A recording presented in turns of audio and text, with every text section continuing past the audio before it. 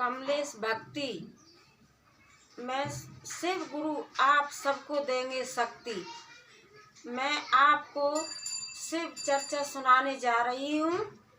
शिव गुरु के चरणों प्रणाम, माता पार्वती के चरणों प्रणाम। शिव गुरु मेरा प्रणाम स्वीकार करना, माता पार्वती मेरा प्रणाम स्वीकार करना। साहेब भैया के चरणों प्रणाम, नीलम दीदी के चरणों प्रणाम, सभी देवी देवताओं के चरणों प्रणाम, धरती माता के चरणों प्रणाम, सभी गुरु बहन गुरु भाइयों के चरणों प्रणाम। साहेब भैया नीलम दीदी 3 सूत्र समझा गए। पहले में चर्चा करना है, दूसरे में दया मांगना है, तीसरे में 1 से 8 बार जाप करना है। किस तरीके से दया मांगना है? जैसे दरवाजे पे भिखारी आता है, माँ भिक्षा दे दीजिए, माँ खाना दे दीजिए, माँ कपड़ा दे दीजिए। इसी तरीके से बहुत प्यार से हमको गुरुजी से दया मांगना है। दया मांगने के बाद 1 से 8 बार उनका जाप करना है। रुद्राक्ष की माला द्वारा कर सकते हो, सांस द्वारा कर सकते हो, उंगली द्वारा कर सकते हो। नमः शिवाय नमः शिवाय नमः शिवाय। इसी तरीके से 1 से 8 बार उनका जाप करना है। हम शिव के शिष्य बन चुके हैं, आप भी शिव के शिष्य बन के देखिए। शिव बहुत दयालु हैं। महादेव दिन रात दया बरसाते हैं। शिव गुरु जिस पे दया बरसाते हैं उसका जीवन धन्य हो जाता है। महादेव तीनों लोक के नाथ हैं। ये तो उनके जो उनकी पूजा पाठ अपने सच्ची भक्ति से करता है तो शिव गुरु उसका जीवन धन्य कर देते हैं। हर हर महादेव, घर घर महादेव। ओम नमः शिवाय। एक राजा था, मैं आपको सुनाने जा रही हूँ। उस राजा रानी के कोई संतान नहीं थी। राजा रानी के कोई संतान नहीं थी, बहुत धनवान थे। तो राजा रानी आपस में बहुत परेशान रहते थे और सोचते थे कि शिव गुरु हमको एक औलाद दे दीजिए, शिव गुरु हमको एक संतान दे दीजिए। बेचारे बहुत परेशान रहते थे। जिसके बच्चा होता था, जिसके बच्चा जन्म लेता था तो दोनों बहुत खुशी मनाते थे दूसरे के लिए, लेकिन अपने लिए शिव गुरु से हमेशा यही कहते थे, महादेव दया कीजिए, शिव गुरु दया कीजिए, महादेव दया कीजिए। यही दया मांगते थे। तो रानी बहुत निश्चिंत रहती थी। रानी को बहुत चिंता रहती थी, बहुत चिंता रहती थी। तो राजा चले जाते थे अपना कचहरी और रानी अपना पूजा पाठ वही लगन लगाती थी। महादेव दया करो, शिव गुरु दया करो, नमः शिवाय नमः शिवाय। इसी तरीके से करती रहती थी, जाप करती रहती थी। तो राजा से एक दिन रानी झूठ बोली। झूठ क्या बोली कि राजा साहब मैं गर्भवती हूँ। झूठ बोल दिया, मैं गर्भवती हूँ। तो राजा को बहुत खुश हुआ, बहुत खुशी हुई राजा को। तो बोलने लगी राजा के बहुत अच्छा है, हमको बहुत खुशी है कि अब हमारे कोई एक पुत्र या पुत्री हमारे संतान पैदा होगी तो हम बहुत खुश हैं।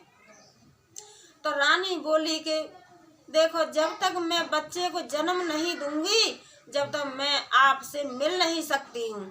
तो राजा बोले कोई बात नहीं, ना मिलेगी, लेकिन मेरी संतान तो पैदा आएगी, संतान पैदा होगी।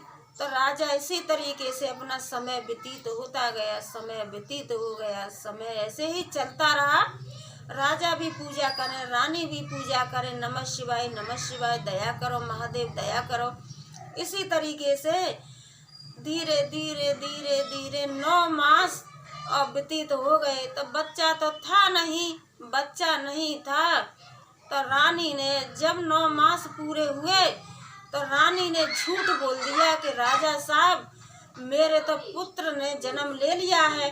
तो राजा अपना धन लुटाने लगे, बहुत खुशियां मनाने लगे कि मेरे पुत्र ने जन्म लिया है। तो राजा बहुत खुश हुए, गरीबों को दान करने लगे, ब्राह्मणों को खाना खिलाने लगे और बहुत अच्छी खुशियां मनाने लगे क्योंकि मेरा पुत्र हुआ है। पुत्र तो हुआ नहीं था। रानी ने झूठ बोला। राजा बोले कि रानी अब मेरे को मेरा पुत्र दिखाइए। तो रानी बोली कि राजा साहब मैं पुत्र आपको नहीं दिखा सकती हूँ जब तक मेरा पुत्र शादी योग्य नहीं होगा। राजा बोले कोई बात नहीं, मेरा पुत्र तो है, नहीं देखूंगा कुछ नहीं, लेकिन मेरा पुत्र तो है। तो पुत्र तो था नहीं। रानी सुबह शाम पूजा अर्चना गुरु जी से ध्यान लगाए, दया मांगे, शिव गुरु दया कीजिए, महादेव दया कीजिए, शिव गुरु दया कीजिए, नमः शिवाय नमः शिवाय। इसी तरीके से रानी मंदिर में सारे दिन बैठी रहे, यही नमः शिवाय, शिव गुरु दया करो, महादेव दया करो। इसी तरीके से समय व्यतीत होता गया, समय व्यतीत हो गया। तो राजा बोले कि रानी अब तो हमारा बेटा बड़ा हो गया, अब तो हमको दिखा सकती हो। तो बेटा तो था ही नहीं। रानी ने फिर से झूठ बोल दिया कि अभी मैं पुत्र नहीं दिखा सकती हूँ, पुत्र जब शादी योग्य होगा तभी पुत्र को आपसे मिला सकती हूँ। तो राजा ये सुन के फिर कुछ नहीं बोले। तो धीरे धीरे समय बढ़ता गया। तो फिर राजा बोले कि रानी अब मैं अपने पुत्र से मिल सकता हूँ। तो रानी बोली कि नहीं, अपने पुत्र से आप नहीं मिल सकते, अपने पुत्र से जब ही मिलोगे कि जब शादी करके लाएगा। तो राजा बोले कि ठीक है रानी, मेरा पुत्र है ना। तो रानी झूठ बोलती रही कि हाँ पुत्र आपका है, लेकिन पुत्र नहीं था। तो शिव गुरु से दया मांगती रही। तो जैसे शादी वाले आने वाले लगे तो अपना जो है राजा ने पक्का शादी कर लिया, लड़के का शादी कर लिया। और लड़का तो था ही नहीं। धीरे धीरे समय निकलता गया, समय बढ़ता गया। तो शादी का भी समय आ गया। तो राजा फिर से बोले कि रानी मैं अपने पुत्र से मिल सकता हूँ। कि राजा साहब आप यहाँ नहीं मिल सकते हो, जहाँ आप अपने बेटे की बारात लेके जाओगे आप वहीं अपने बेटे से मिल पाओगे। बोले ठीक है। राजा भी विश्वास करते रहे। रानी अपना पूजा अर्चना, शिव गुरु से दया, महादेव दया कीजिए, शिव गुरु दया कीजिए, नमः शिवाय। रानी यही करती रही। जब शादी का समय आया तो राजा बोले कि रानी अब तो हमारा शादी का समय, बेटे के शादी का समय आ गया, अब तो हमको कुछ करना चाहिए। तो रानी बोली देखो जो होता है सारा कुछ कीजिए, लेकिन बेटा से अपने से आप नहीं मिल सकते हो।